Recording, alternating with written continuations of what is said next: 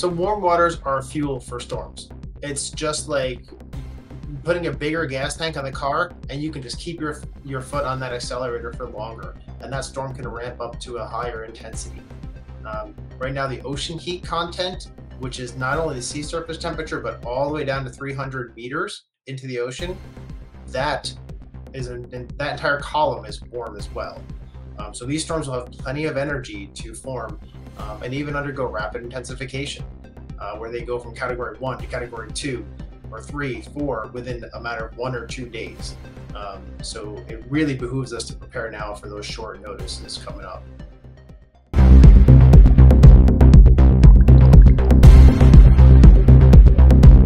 Now, the 2024 Atlantic hurricane season is likely to be much worse than last year, with 20 to 25 named storms predicted. And experts warn now is the time to prepare before the onslaught of storms and hurricanes begin. Warm water is fuel for tropical systems, and there will be plenty of warm water for fledgling systems to tap into and strengthen. Sea surface temperatures are well above the historical average across much of the Atlantic basin, especially across the Gulf of Mexico, the Caribbean, and the main development area in the Atlantic regions for hurricanes. Not only would warm waters promote frequent development, but it will increase the potential for systems to undergo rapid intensification, a phenomenon that has been occurring in recent hurricane cycles. Now, here to discuss the 2024 hurricane season is Mr. Matthew Rosenkrantz. He's a seasonal hurricane forecaster with the National Oceanic and Atmospheric Administration, and they have put out their forecast of 19 to 25 storms for the 2024 Atlantic hurricane season. Matt, welcome to this week's edition of the Bob Report, sir. Hey, good to be here, Dr. Bob. Absolutely. And of course, you do important forecasting work. Of course, this forecasting work is happening against the backdrop of climate change, and it's happening against the backdrop of increasingly warm oceans and many changes to trade winds and all of that. So, Matt, we want to begin by talking about how the 2024 Atlantic hurricane season will be different from previous years. And are you able to determine what those paths of the storms would look like? Yeah, so we're different this year because we have developing a La Nina in the Pacific Ocean that really reduces wind shear and makes it more conducive for more hurricanes to form in the Atlantic. And the sea surface temperatures, you mentioned it before, those ocean temperatures are quite warm. They're 2-3 degrees above normal. Doesn't sound like a lot, but when you add that over the entire Atlantic basin, that's a lot of fuel for these hurricanes. Unfortunately, I wish we could tell you right now, is the storm going to be coming to exactly, to anyone's front door? But right now, the outlooks are for the entire basin. We're doing the science and doing the math.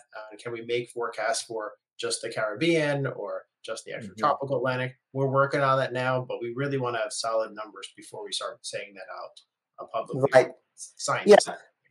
Absolutely. Now, let us talk about those record warm ocean temperatures and the role that climate change is playing in those accelerating warmer oceans.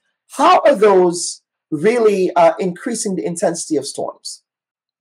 So warm waters are fuel for storms. It's just like putting a bigger gas tank on the car, and you can just keep your foot on that accelerator for longer, and that storm can ramp up to a higher intensity. Right now, the ocean heat content, which is not only the sea surface temperature, but all the way down to 300 meters into the ocean, that entire column is warm as well.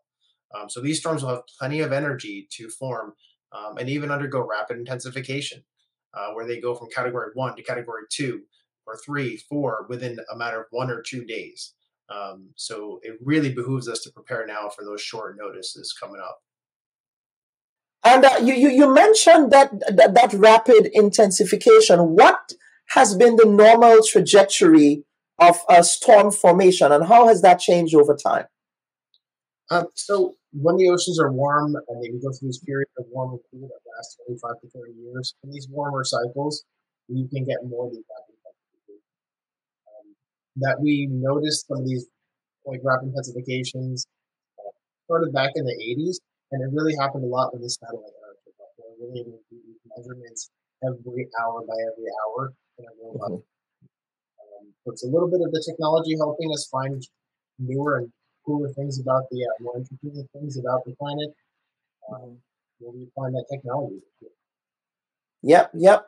Now let us talk about trade winds. Now I know that hurricanes also depend on winds. Of course, you hear about hurricane force winds in respect of the storms and what those winds look like on the outer bands versus the inner bands. And I've seen videos of the hurricane hunter. I mean, as someone who really is afraid of turbulence, and I see the hurricane hunters flying into the walls of storms, that's a kind of intense thing there. Have you ever been up in one of those hurricane hunters? I have not had the pleasure of flying with those brave scientists that fly into those storms. They Yeah, do great work for us and give us yeah, amazing data, and I've been happy to analyze that data over the years. right. Yeah, so let us talk about the Atlantic trade winds. Now, I've been reading some literature that says that Atlantic trade winds are reducing. Now, what factors are accounting for those reduced Atlantic trade winds, and what role do these trade winds play in mitigating the force of hurricanes and storms? So the trade winds are reducing. They're for this year at least. They're quite weak compared to normal, and that's because there's a lot of high pressure out a little bit further out into the Atlantic. That kind of Mhm. disrupts that flow when those that broad scale winds coming across the Atlantic towards the Caribbean. We are noticing a slight downward trend in them over time as well, and that's potentially related to climate change. Um, those trade winds, they're at from the surface up to about 4 or 5 thousand feet, and they can help usher along the bottom parts of the storms. When the winds at 30,000 feet, way up there, are opposite, that tears storms apart. So when Mhm. those winds, those trade winds at the ground, are weaker, it kind of doesn't matter what the winds aloft are doing. It's a reduction in that difference because storms want to go straight up. They don't like a difference in wind between the surface and way up in the atmosphere. So reducing Mhm. those trade winds reduces that difference just at a first basis. Mhm. And what factors are contributing to those reduced trade winds? So on a year-to-year basis, it's the just the placement of a high pressure that's over the Atlantic Ocean. There's a high pressure over the Atlantic and a high pressure over the Pacific. There's generally one over the base ring, referred to as sometimes Bermuda High, sometimes the Mid-Atlantic Ridge. I've heard things like there's a little different terminology in the literature, um, Mhm. but generally, and that over time with a warmer ocean can move slightly further north. So that reduces that high pressures, the gradient between that high pressure there and the relative lower pressure along the equator. So anytime you take a high pressure and low pressure and move them further apart, you get less winds between them. Mhm. Okay. Now, what role is artificial intelligence playing in your hurricane forecasting? So for this year's outlook, we didn't use the neural nets or the AI in the outlook explicitly. We have developmental products that are taking some of our statistical tools and replacing the technology there with artificial intelligence based technology, and then some of the forecast models are in development to be um, enhanced by the artificial intelligence or even replaced with those types of calculations Mhm. for the seasonal models that we use that go into this. Mhm. Very well. Now, I know that there are weather phenomenon that are defined as El Nino versus La Nina. Many people who understand atmospherics and understand geography knows what El Nino and El Nina is. But can you explain to us the differences between El Nino, because we understand that the Caribbean region is just getting out of an El Nino year, Yes. uh, and we're getting into a La Nina year. Now, what does that mean, and what are the implications for storm formation when you have an El Nino versus an El Nino year? Right. So it's El Nino and La Nina. They mainly happen in the Pacific Ocean, right? So we're talking Hmm. 7,000 miles away from the Caribbean.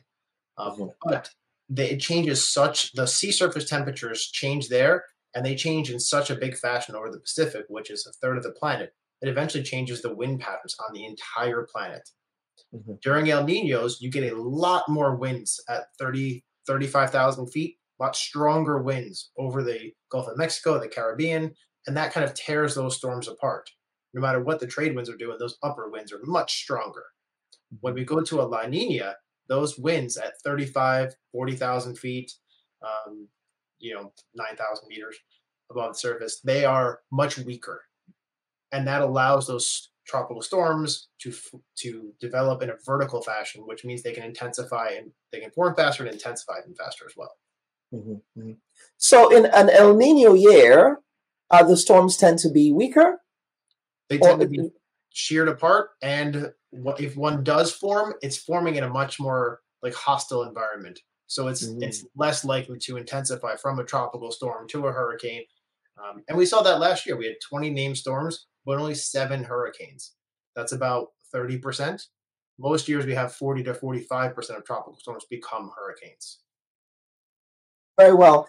And of course, this year we also had a historic and unprecedented drought in Grenada, so much so that water rationing had to be employed. What factor did El Nino play in this? And not only in Grenada, but of course, we saw receding water levels, worryingly so, in the Panama Canal, which was very surprising to me, but not surprising given everything that has been happening weather-wise.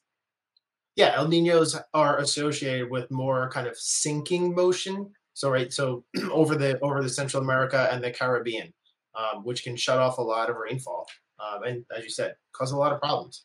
We look for that to reverse a little, starting to come into the tropical season as that La Nina builds in and changes those wind patterns. It'll be a slow change. If La Nina develops fully in August, you start to see the rest of the changes around the planet in September. So Mhm. there's a slow change there, and then by next winter they would be completely gone. But we should not see that same signal again this winter. Mhm. Now, talk about the innovative hurricane forecasting tools that you rely on. Of course, I've seen, and I see the Doppler weather radar, and I see how, the folks, the meteorologists use all of these wonderful graphics and things like that. But are there any new forecasting tools that you are relying on or that you have relied on to make the predictions that you were able to make in respect of this year's hurricane season? Yeah. So for the seasonal outlook, I've gotten new models from the National Center for Atmospheric Research. Gotten new models from in our sharing with our partners at Environment Canada, and I'll blend all of those models together to make this outlook. So that means Mhm. literally hundreds of, maybe even 1,000 simulations of the planet for the next 9 months went into this outlook. We've also revised our tools that we use to predict the hurricanes on the seasonal time scale, the statistical tools, how we pick analog years, which years in the past we look at to give us a better outlook. And then when you're looking at days 1, 2, 3, 4, 5, that kind of first week, National Hurricane Center has the Hurricane Analysis and Forecast System version 2 going into place this summer. And they're also going to be changing the way that we display the forecast and the forecast cone. So not just highlighting where the tropical washes are along the beaches, but also where they might extend to inland. Um, and that's going to take a lot of coordination with not within the U.S. and then with the international governments that issue your own watches and warnings for Mhm. your country. Mhm, mhm. Now, let us talk about categorization of storms. Now, I do remember Grenada was hit in 2004 by, it was a category 4 storm. It might have been a category 5 by the time it left the island, and that was Hurricane Ivan. And I just remember the sheer damage that it did. But category 4 storms still do a lot of damage. Now, some data seems to suggest that we might need to add a new category, a category 6. Can you talk about that and what that would look like and why there is a need to add that new category? Yeah, that's a debate in the scientific community. Do we need to add the category 6? Yeah. From a scientific perspective, if we're getting more of these intense storms, potentially related to climate change, where you're intensifying that wind right at the middle of the storm, um, do we have a higher category of storm to relay that? Um, in building engineering, do they need to be buildings need to be engineered Is there some kind of wind threshold that's way above the current Category 5 threshold upon which we notice more infrastructure and more buildings and things start to fail? Well, then we might want to add that. I'm not sure what a person would do differently to prepare for 170-mile-an-hour winds versus 210-mile-an-hour winds at a Category 6, if that's the chosen threshold. Not sure what you might do differently. So that's why there's some debate on adding it or not adding it right now. But there's no plans within the National Weather Service or NOAA to add a Category 6 right now. But would that Category 6 be based on, it's going to be a case where that wind threshold, that intensity threshold, is expected to get more intense as the oceans are becoming warmer, as the planet is becoming warmer? No, the categories and they don't change. What threshold the wind says a Category 1 or a Category 2 or 4 or 5, 6, that wouldn't change.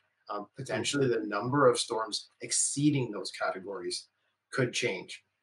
We have seen a slight uptick in the number of Category 3, 4s, and 5s, major hurricanes recently.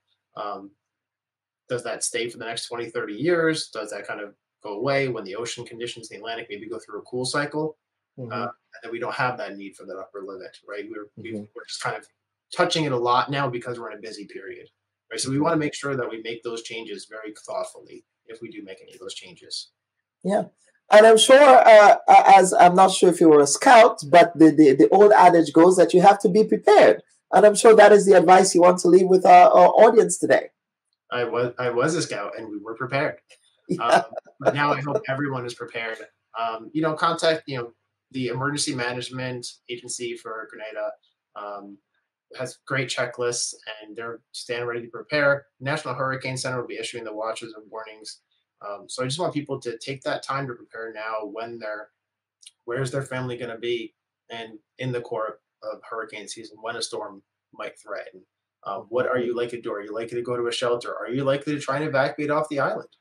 Right? Do we need, maybe that is a surge that they need to prepare for. The government may prepare for more people getting off, really truly going a long way away rather than just going to higher ground. Right? Sometimes when you go to higher ground, you get more winds. But if your home is in a low-lying area, you're more susceptible to flooding, and the higher winds are less likely to take life, whereas flooding is the number one threat to life with a tropical storm and a hurricane. Absolutely. Matthew, is there any final words, any final thoughts that you might have, anything that we articulated here that perhaps we missed that you want to add? I'm just thankful that we are talking about hurricane preparedness and getting people prepared for this season, doing everything you can now. Getting last minute rush for supplies makes everyone more nervous. And if you take a little time now, it'll make you a lot more secure in the coming season. Very well. Viewers and listeners, Mr. Matthew Rosenkrantz, he is the lead seasonal hurricane forecaster with the National Oceanic and Atmospheric Administration, NOAA, there in the United States. Of course, this is a time to be prepared. Viewers and listeners, please stand by. We'll be back for the second segment of the program.